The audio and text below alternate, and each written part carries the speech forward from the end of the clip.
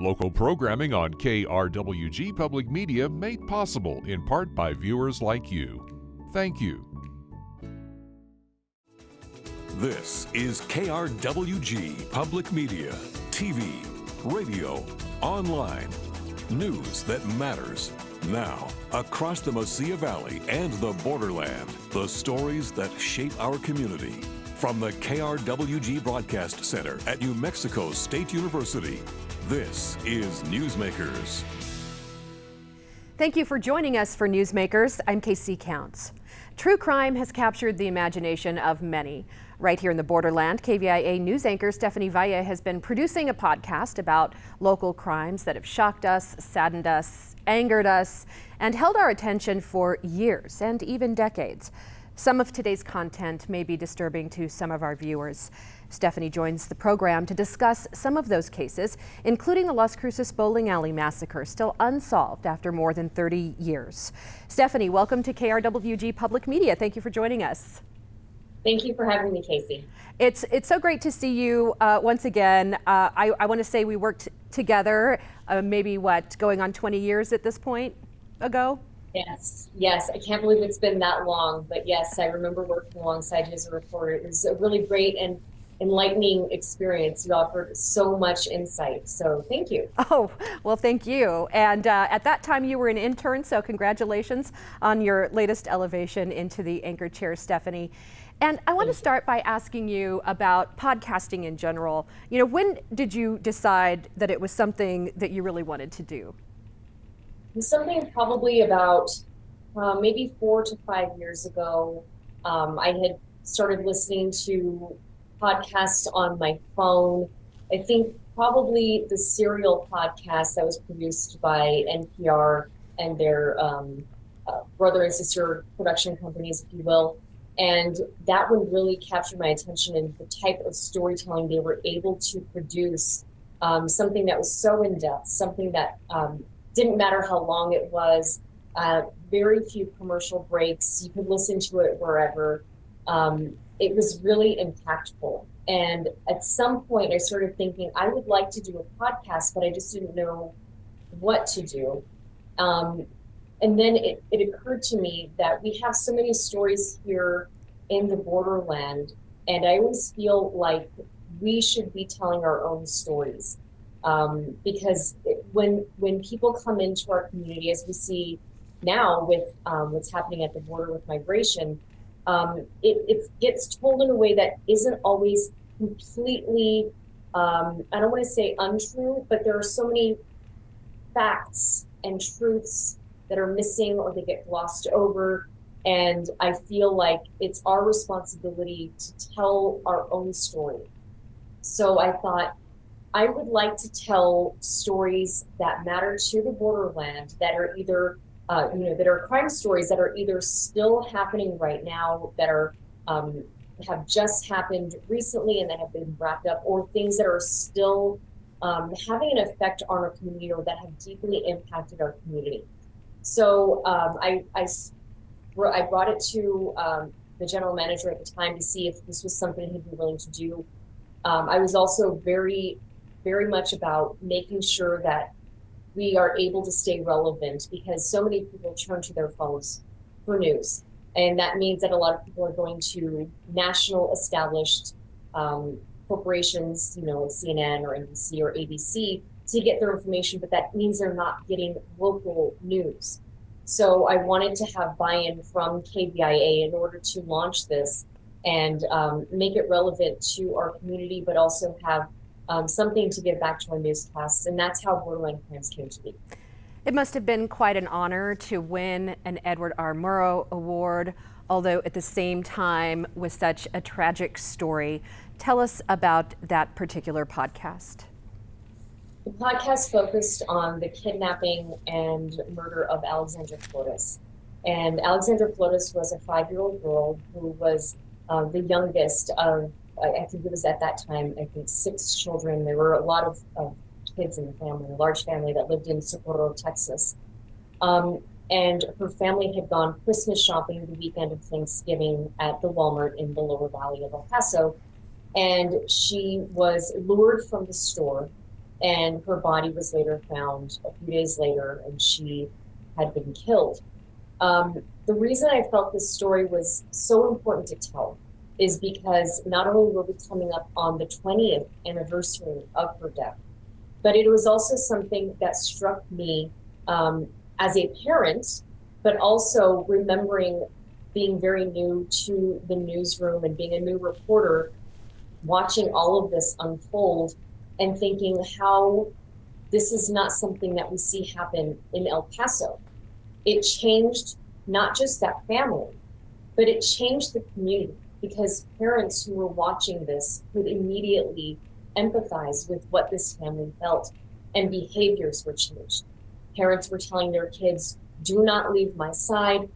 And, stranger danger was always kind of this thing that you could talk about, but you had a real life tragic example of what can happen if a child gets out of view or, goes off for even a few seconds. So I felt like it was a very important story to tell, because I didn't want to, my goal has always been to not be salacious about crime, which is what I think can happen in a national, when it's told on a national spectrum, and you have that removal of it being a community story. But I felt like if I can just drive home the importance of this story and how it impacted the community and this family, and hopefully maybe change the behaviors of a family who is getting ready to do the same thing that Alexandra Flotis' family was doing and going Christmas shopping at a very busy Walmart. I felt like that was also my role as a journalist, as a local journalist. So I was able to talk to the detective who had helped solve that crime. I was able to see the surveillance video that everybody in El Paso at the time was able to see on the news to try to identify the person who took her. Watching her walk out of that store, Casey, I'm telling you, it never ceases to give me chills. Thinking about it gives me chills, watching this innocent 5-year-old girl walking out of a store with a stranger.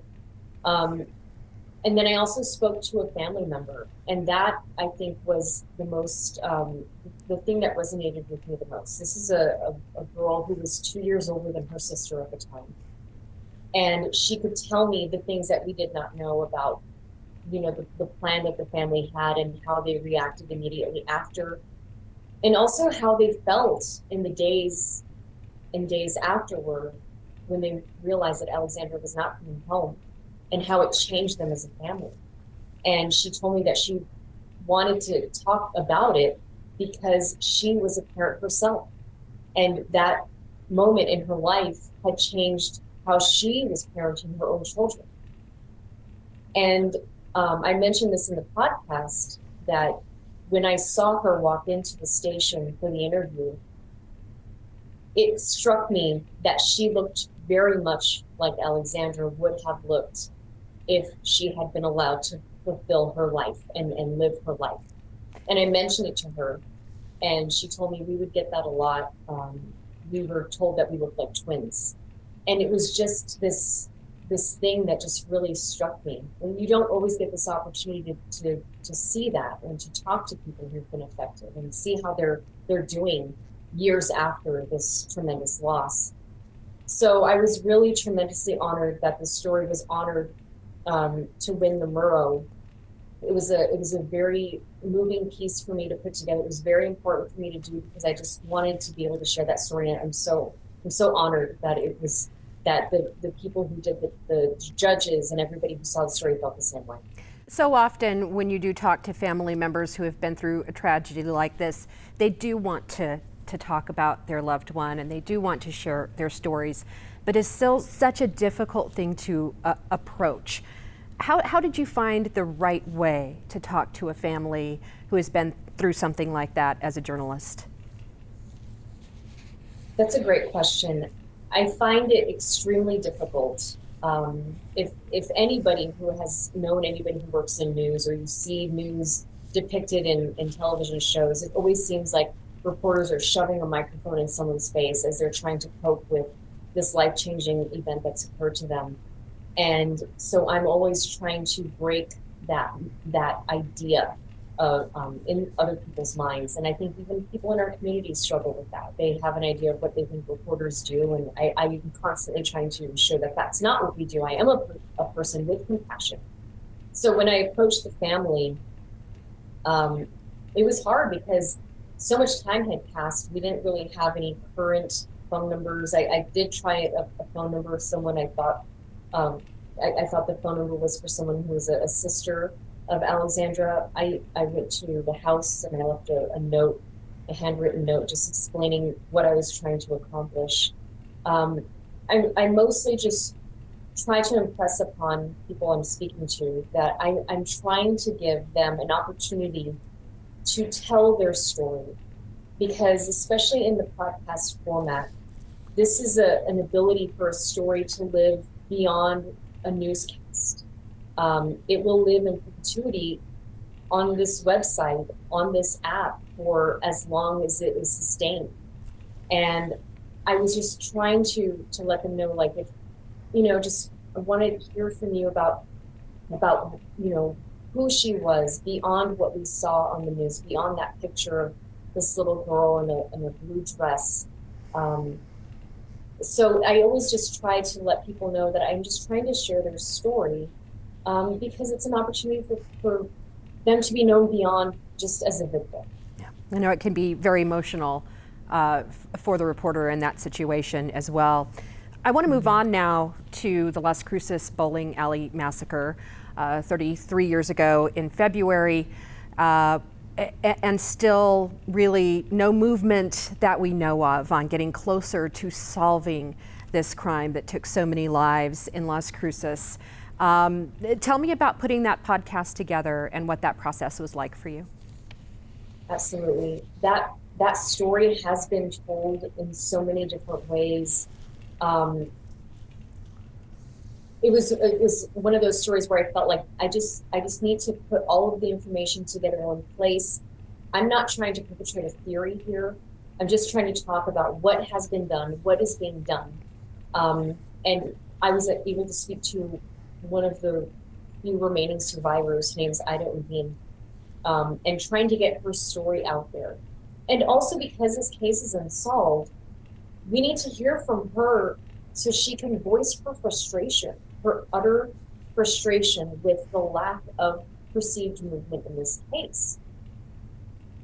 So I was able to hear from her. She laid out what happened that day in February of 1990, when two people walked into the bowling alley and they ushered everybody into the office, and there were children there, and they shot them. They shot everybody in the head, and some people survived and some people did not. And there was a absolutely horrifying 911 call that was made by a teenager who had been shot and who was watching her friend and her mother, dying before her, and she's just asking for help. And those are the things that we can all talk about. A crime that was so horrible. It happened so long ago and it's unsolved, but when you hear these voices of these people who lived it, that is what I always hope, that just if someone has some compassion, if someone has some information, maybe they'll come forward. And there were some people who called me, and I urged them to call Las Cruces Police.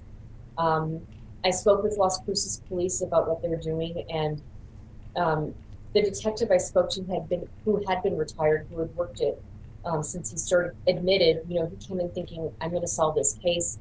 And speaking to him, I could see how deflated he was, not in an ego sense, but just that he could not get anywhere in this case. And he felt like he had taken on this responsibility, and that he just being unable to solve it before his retirement was a huge blow to him, because he knew that once again, these families are left without closure. It's a really horrible thing that happened in Las Cruces, and telling that story, it's something that a whole generation has gone by and doesn't know this story, and it should be known. It should be known, because these are things that have affected so many people's lives, and it helps us understand each other as a community. I had a conversation, just a short conversation years ago with Ida, and I was on a radio station, and so it wasn't done to share with the public, but she called on that anniversary and just expressed some thoughts to me, and perhaps maybe she expressed some of those same thoughts to you, in terms of just the trauma that you live with every single day after an event like that. It's not just the physical trauma, which Ida is tremendous. She shared with me the photos of herself. She had been shot in the head and she survived, but she told me she died, that she, for those few minutes, was gone. And she came back because she felt like she had to come back.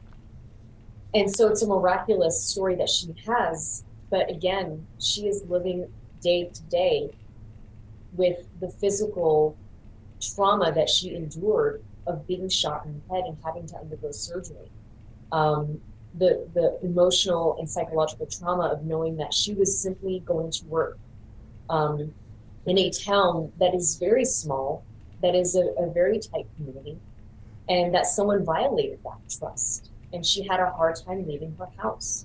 And these are things that in a 24-hour news cycle, we hear a story, we are, touched for that moment, and then we are able to move on to the next story, not to sound callous, but that's what we do. But she's living with that every single day. And it is awful to hear about her trauma. But again, it's something that we as people should do as a sign of respect to her, that she endured that, and she's still enduring. Yeah, absolutely. We have had some hints, maybe, from law enforcement. Obviously, they don't share a whole lot of information with us when it comes around for us to talk about that case once again every February 10th. But there did seem to be a little bit of an inkling that maybe there are some new tools that they're working with. And I think one of the questions, that we have to ask is about, new technology in DNA evidence. And what can you tell us along those lines? So just from that case alone, just from when I had spoken with detectives about it, what made that case incredibly difficult to investigate was not only were there so many people inside an office building or inside this office, but the two perpetrators set fire to the office. So much of the evidence was destroyed. This happened at a time when maybe DNA wasn't really thought of. It was on the it was on a precipice of being very new. And so investigators and firefighters and everybody was stomping in and out of this office, and there wasn't a lot of preservation in mind. You had hoses going on it. There's ash and dirt and smoke damage. So there was a lot of talk about, like, how do you get down to narrowing down what is supposed to be there and what was not supposed to be there. What I had gathered from some of the investigators is that they collected too many samples, where they would go throughout the bowling alley, even though the crime occurred in the office. So I'm encouraged to hear that they're going to hopefully be able to narrow down their search to what did they pull from the office, because that is where that crime occurred. And hopefully we can find an answer, because there were only so many people who were in that office or allowed in that office. And time's running out. Yeah. This crime happened over 30 years ago, and the perpetrators of the crime, according to the sketches, did not look extremely young. And so there's talk that maybe one of them has already died, but the clock is ticking, and I hope that we are able to get somewhere with these new technologies and this new method of investigating. And that's the beauty of time going by, is that we have more technology at our disposal in order to apply to these crimes that at one point seemed daunting and unsolvable. I want to move on, Stephanie, to a case that I think really exemplifies how people feel personal connections sometimes to people involved in these stories, even if they didn't know them. In this case, I want to talk about Rick Madrigal, someone whose phone number is still in my contacts list. And, it's one of those things where you just can't bear to take it out.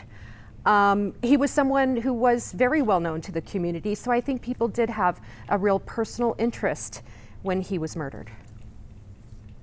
Rick Madrigal was known as Mardi Gras, right? And he was on KVIA radio. And that case was the first episode that I had, I launched the podcast with.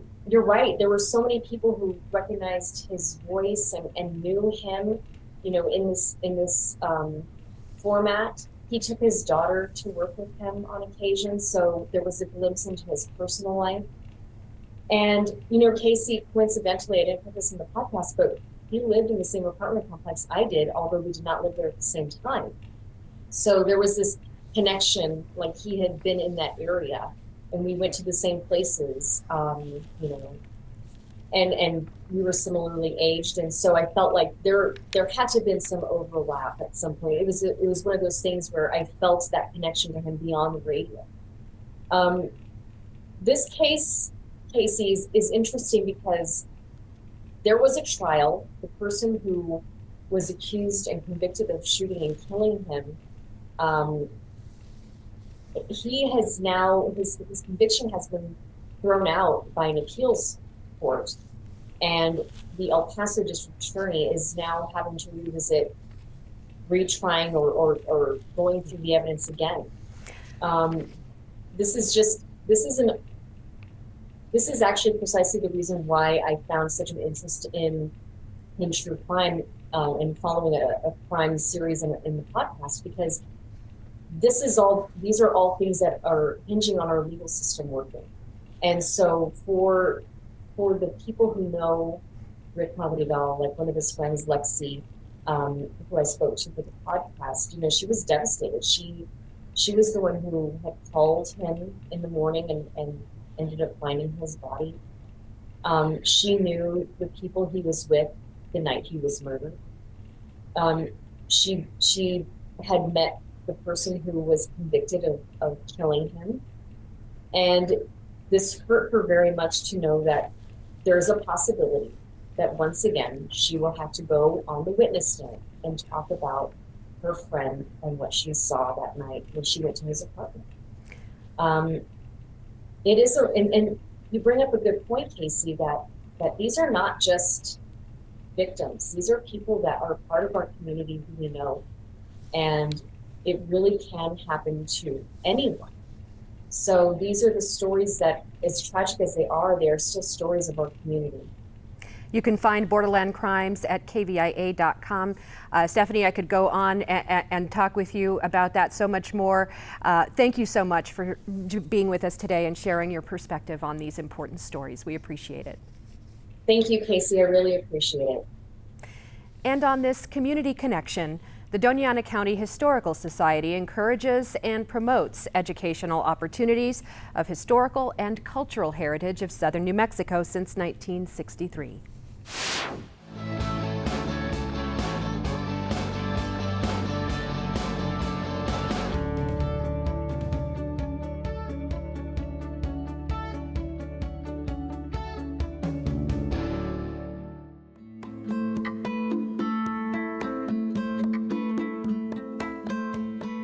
So the Doña Ana County Historical Society was formed in 1963, and the main reason the group came together at that point was to save the Fort Selden site. The buildings out there were made of adobe, and they were suffering quite a lot of damage.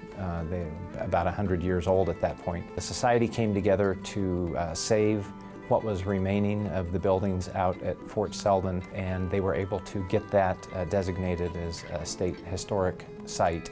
In the late 1960s, the society saw a great danger in a lot of the historic structures in Las Cruces being destroyed, and so they really championed the preservation, restoration in some cases, of a lot of those buildings. Buildings such as the old Amador Hotel, the Nestor Armijo House. Preserving history in general, I think, is an important thing to do. It benefits the community in terms of knowing what our past is, you know, where this community came from. And then we have a website as well, and it's a great place to get information about the society. The web address is Doña Ana County histsoc.org. When I first got here, I was impressed at the Wild West. Billy the Kid, Pat Garrett, people like that are just at the surface. I mean, you can reach out and touch them because the buildings and the organizations, Doña Ana County has a sheriff's office, they still exist. So you can kind of almost feel these figures from the past as you move through the community and stuff. And I'm generally interested in history because I think it tells us a lot about who we are, where we come from, why we do things. Another thing that we're working on is the Picacho Cemetery. It was abandoned and it was overgrown with weeds and other debris, and people were dumping stuff on it. And so we, the Historical Society, recognized it as an endangered property. Define the cemetery, find as many graves as possible, and maybe put up a single monument listing all the names that we know are buried there. We'll never be able to identify graves with people, but put that up and maybe turn it back over to the village of Picacho, maybe one of the churches there or something like that. And then we'll step back away and get out of the cemetery business. Be part of this organization and help us preserve this history and educate the young people on what they've got here in the community, and it's great stuff. That's our time for now. Join us this week on KRWG Radio. Every weekday, it's Morning Edition from 5 a.m. to 9, Fresh Air at 11, followed by Here and Now from noon to 2, and All Things Considered 4 to 7. KRWG News is always online at krwg.org, and we'd like to hear from you. Email us with story ideas and video submissions. The address is feedback@nmsu.edu. For all of us at KRWG News, I'm KC Counts. Have a great week, and we'll see you next time on Newsmakers.